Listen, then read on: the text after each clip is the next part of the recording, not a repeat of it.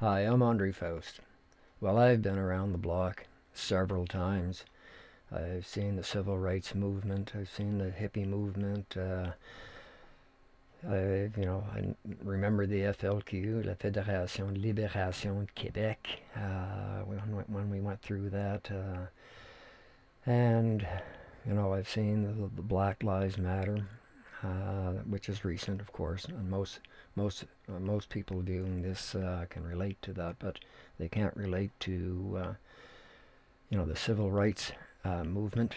Malcolm X, for any of you young pups, it's probably like Jimi Hendrix. Who in the hell's Jimi Hendrix? Well, who in the hell's Malcolm X?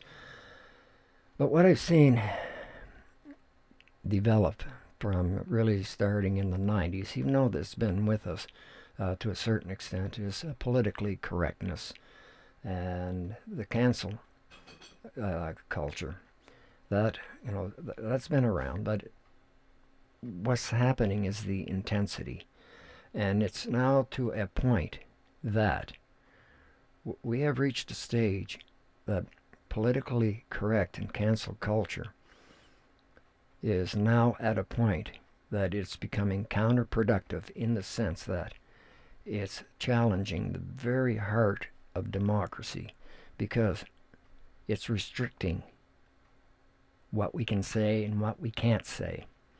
Now, I'm not saying have a free-for-all and, incite hate. I'm not saying that. I'm not saying that, it's right to demean someone else. No, I'm not saying that. I strongly believe in human rights. I believe in equality for all. I believe we're all we're all members of this third rock called Earth, and everyone deserves to be treated equally, justly, and fairly.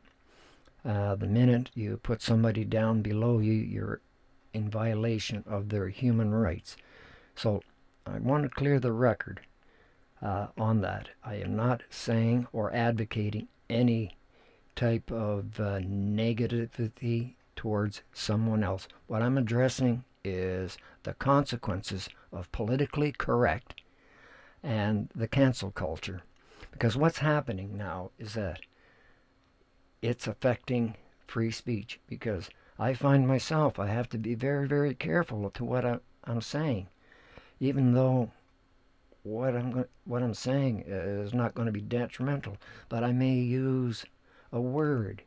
We'll say a gender-oriented word. When I go to say it, one time I'd say, mankind. Well, now I replace it with humankind. Well, that's no biggie. I can make that adjustment very, very, very easy. But it's more than that. It's I don't know what it is. What's happened? In part, yes, I think social media has a large part to play with that, especially with the cancel culture. Someone says, a celebrity says something, bang, they're off air. Yet, in the bigger picture, it doesn't affect. I mean, as individual, we should have the smarts to know. It's one thing of being offensive, and it's one thing of carrying out an offense thing.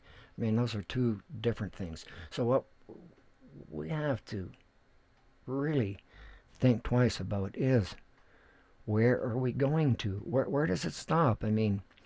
Once you start censoring people, you're no different. You become no different than any other totalitarian, authoritative ruler who says, you can say that, you can't say that. If you say that, you can't be employed if you say that. And again, I keep repeating because some views are really thick in the head. It seems to take a lot to get to the point, because I am arguing against cancel culture and politically correctness. I am not advocating harm or any ill effects on anyone.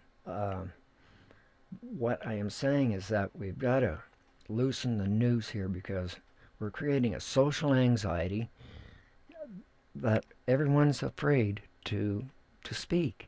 And that is a form of censorship. So we really have to rethink ourselves in this here. We've become, what's interesting is that, in the, 30, 40 years that I've been around, we are becoming less tolerant and less tolerant. And, there, as humans, we are not perfect. We can strive, and that's the goal, is to strive to be perfect, but we are not perfect.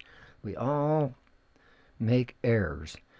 Sometimes we say things out of place. Sometimes it's said, with the deliberate intent to hurt somebody, and that's the part that I don't agree. When I say something that is there to deliberately hurt someone, either emotionally or financially or reputation-wise, that is not correct.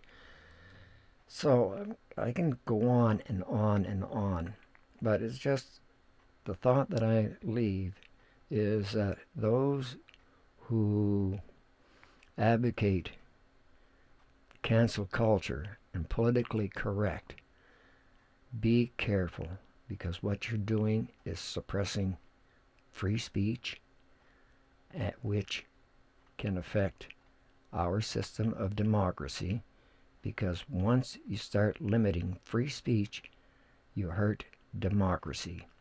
And that is all I have to say, and I will conclude on that.